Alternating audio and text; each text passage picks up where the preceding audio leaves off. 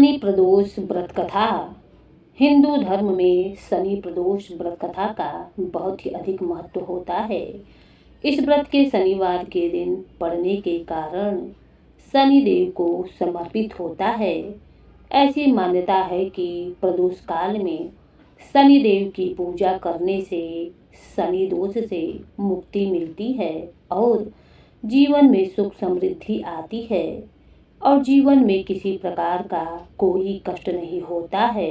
अब आइए सुनते हैं शनि प्रदोष व्रत कथा। जय हो शनिदेव महाराज की।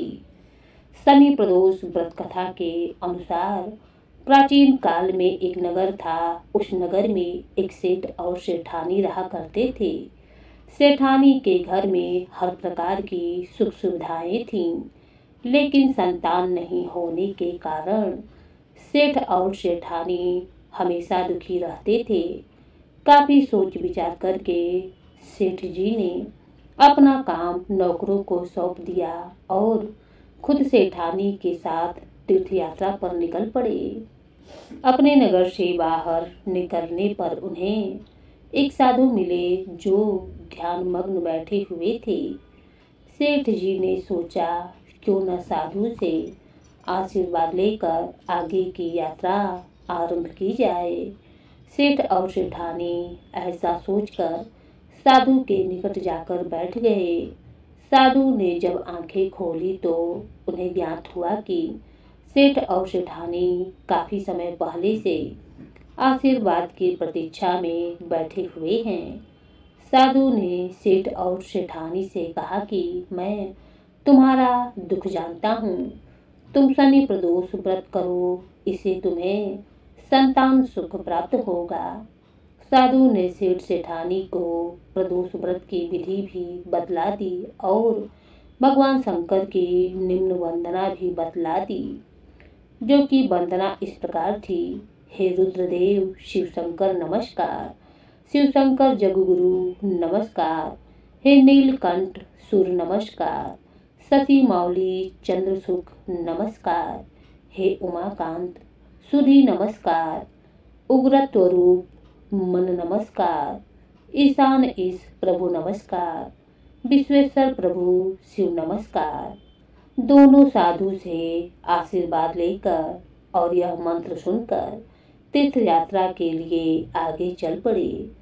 तीर्थ यात्रा से लौटने के बाद सेठ और सेठानी ने मिलकर शनि प्रदोष व्रत किया, जिसके प्रभाव से उनके घर एक सुंदर पुत्र का जन्म हुआ और खुशियों से उनका जीवन भर गया। बोलिए शनिदेव महाराज की जय हो। अब आइए सभी मनोकामनाओं को पूर्ण करने वाली शनिदेव की पौराणिक कथा सुनते हैं। एक समय स्वर्गलोक में सबसे बड़ा कौन के प्रश्न को लेकर सभी देवताओं में वाद विवाद प्रारंभ हुआ और फिर परस्पर भयंकर युद्ध की स्थिति बन गई।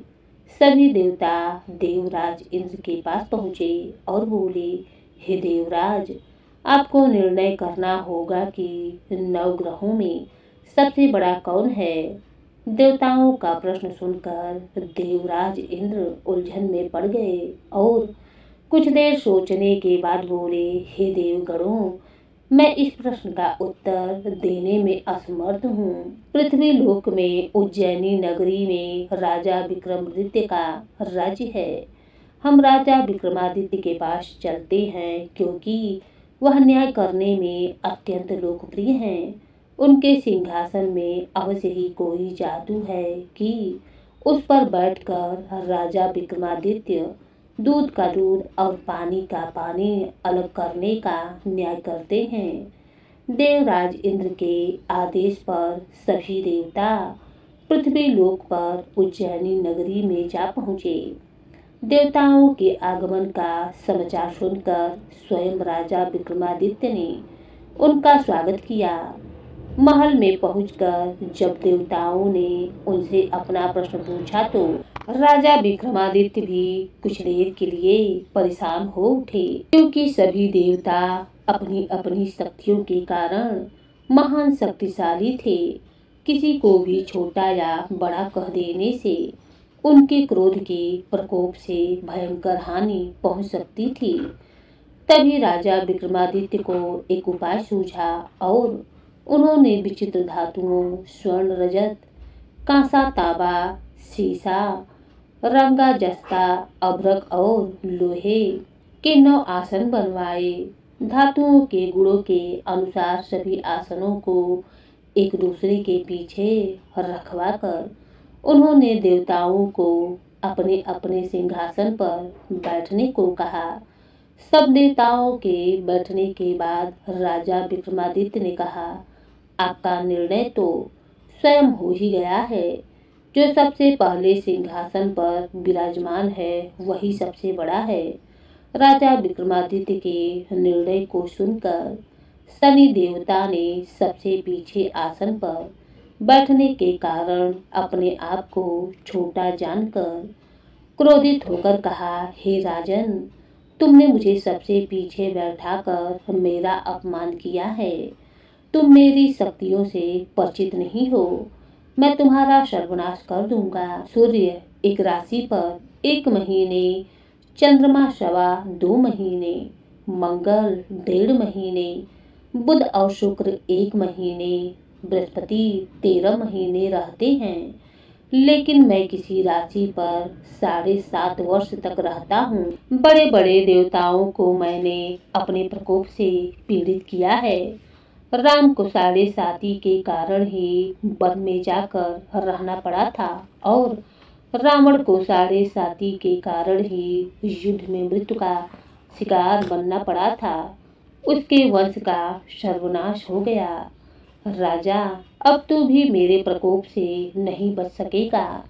राजा विक्रमादित्य शनि देवता के प्रकोप से थोड़ा भयभीत तो हुए, लेकिन उन्होंने मन में विचार किया कि मेरे भाग्य में जो लिखा होगा ज्यादा से ज्यादा वही तो होगा। फिर शनिदेव के प्रकोप से भयभीत होने की आवश्यकता क्या है। उसके बाद अन्य ग्रह के देवताएं तो प्रसन्न होकर वहां से चले गए, लेकिन शनिदेव बड़े क्रोध के साथ वहां से विदा हुए। राजा विक्रमादित्य पहले की ही तरह न्याय करते रहे। उनके राज्य में सभी स्त्री पुरुष बहुत आनंद से जीवन यापन कर रहे थे। कुछ दिन ऐसे ही बीत गए। उधर शनि देवता अपने अपमान को भूले नहीं थे। विक्रमादित्य से बदला लेने के लिए एक दिन शनि देव ने घोड़े के व्यापारी का रूप धारण किया और बहुत से घोड़ों के साथ उज्जैनी नगरी में पहुंच गए। राजा विक्रमादित्य ने राज्य में किसी घोड़े के व्यापारी के आने का समाचार सुना तो अपने अश्वपाल को कुछ घोड़े खरीदने के लिए भेज दिया। अश्वपाल ने वहां जाकर घोड़े को देखा तो बहुत ही खुश हुआ, लेकिन घोड़ों का मूल्य सुनकर उसे बहुत हैरानी हुई। घोड़े बहुत कीमती थे। अश्वपाल ने जब वापस लौटकर इस संबंध में बताया तो राजा ने स्वयं आकर एक सुंदर व शक्तिशाली घोड़े को पसंद किया। घोड़े की चाल देखने के लिए राजा उस घोड़े पर सवार हुआ तो वह घोड़ा बिजली की गति से दौड़ पड़ा। तेजी से दौड़ता हुआ घोड़ा राजा को दूर एक जंगल में ले गया और फिर राजा को वहां गिराकर जंगल में कहीं गायब हो गया। राजा अपने नगर को लौटने के लिए जंगल में भटकने लगा, लेकिन उसे लौटने का कोई रास्ता नहीं मिला। राजा को भूख प्यास लग आई थी। बहुत घूमने पर उसे एक चरवाहा मिला। राजा ने उससे पानी मांगा। पानी पीकर राजा ने उस चरवाहे को अपनी अंगूठी दे दी। फिर उससे रास्ता पूछकर वह जंगल से बाहर निकलकर पास के नगर में पहुंच गया। राजा ने एक सेठ की दुकान पर बैठकर कुछ देर आराम किया। उस सेठ ने राजा से बातचीत की तो राजा ने उसे बताया कि मैं उज्जैनी नगरी से आया हूँ। राजा के कुछ देर दुकान पर बैठने से सेठ जी की बहुत बिक्री हुई। सेठ ने राजा को बहुत भाग्यवान समझा और उसे अपने घर भोजन के लिए ले गया। सेठ के घर में सोने का एक हार खूंटी पर लटका हुआ था। राजा को उस कमरे में अकेला छोड़कर सेठ कुछ देर के लिए बाहर गया। तभी एक आश्चर्यजनक घटना घटी। राजा के देखते ही देखते सोने के उस हार को खूंटी निकल गई। सेठ ने कमरे में लौटकर हार को गायब देखा तो चोरी का संदेह राजा पर ही कर लिया, क्योंकि उस कमरे में राजा ही अकेला बैठा हुआ था। सेठ ने अपने नौकर से कहा कि इस परदेशी को रस्सियों से बांधकर नगर के राजा के पास ले चलो। राजा ने विक्रमादित्य से हार के बारे में पूछा तो उसने बताया कि उसके देखते ही देखते खूंटी ने हार को निगल लिया था। इस पर राजा ने क्रोधित होकर चोरी करने के अपराध में विक्रमादित्य के हाथ पांव काटने का आदेश दे दिया। राजा विक्रमादित्य के हाथ पांव काटकर उसे नगर की सड़क पर छोड़ दिया गया। कुछ दिन के बाद एक तेली उसे उठाकर अपने घर ले गया और उसे अपने कोल्हू पर बैठा दिया। राजा आवाज देकर बैलों को हाँकता रहता। इस तरह तेली का बैल चलता रहा और राजा को भोजन मिलता रहा। शनि के प्रकोप की 7.5 पूरी होने पर वर्षा ऋतु प्रारंभ हुई। राजा विक्रमादित्य एक रात मेघ मल्हार गा रहा था कि तभी नगर के राजा की लड़की राजकुमारी मोहिनी रथ पर सवार होकर उस तेली के घर के पास से गुजर रही थी। उसने मेघ मल्हार सुना तो उसे बहुत ही अच्छा लगा और दासी को भेजकर गाने वाले को बुला लाने को कहा। दासी ने लौटकर राजकुमारी को अपंग राजा के बारे में सब कुछ बता दिया। राजकुमारी उसके मेघ मल्हार पर बहुत ही मोहित हुई थी। अतः उसने सब कुछ जानकर भी अपंग राजा से विवाह करने का निश्चय कर लिया। राजकुमारी ने अपने माता पिता से जब यह बात कही तो वे हैरान हुए। राजा को लगा कि उसकी बेटी पागल हो गई है। रानी ने मोहिनी को बहुत समझाया, बेटी तेरे भाग्य में तो किसी राजा की रानी होना लिखा है, फिर तू उस अपंग से विवाह करके अपने पांव पर कुल्हाड़ी क्यों मार रही है। राजा ने किसी सुंदर राजकुमार से उसका विवाह करने की बात कही, लेकिन राजकुमारी ने अपनी जिद न छोड़ी। अपनी जिद पूरी कराने के लिए उसने भोजन करना छोड़ दिया और प्राण त्याग देने का निश्चय कर लिया। आखिर राजा रानी को विवश होकर अपंग विक्रमादित्य से राजकुमारी का विवाह करना पड़ा। विवाह के बाद राजा विक्रमादित्य और राजकुमारी तेली के घर पर रहने लगे। उसी रात स्वप्न में शनिदेव ने राजा से कहा, हे राजन, तुमने मेरे प्रकोप को देख लिया। मैंने तुम्हें अपने अपमान का दंड दिया है।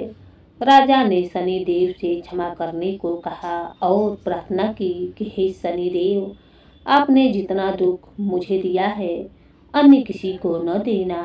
शनिदेव ने कुछ सोचते हुए कहा, राजा, मैं तेरी प्रार्थना स्वीकार करता हूँ।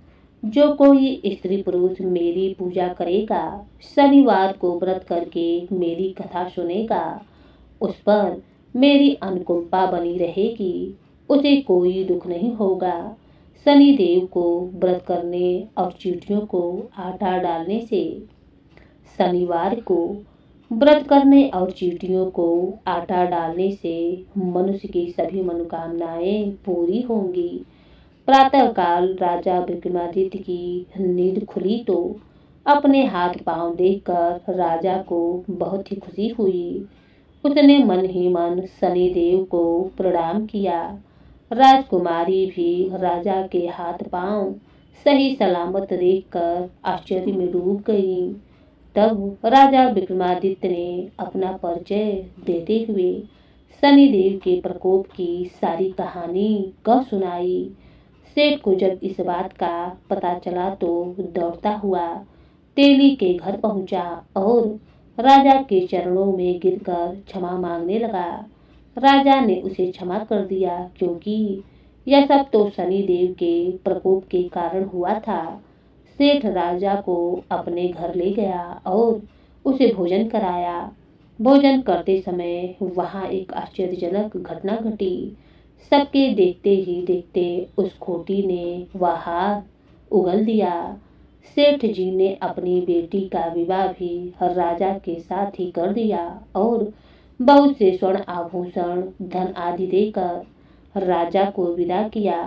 राजा विक्रमादित्य राजकुमारी मोहिनी और सेठ की बेटी के साथ उज्जैनी पहुंचे तो नगर वासियों ने हर्ष से उनका स्वागत किया। उस रात उज्जैनी नगरी में दीप जलाकर लोगों ने दिवाली मनाई।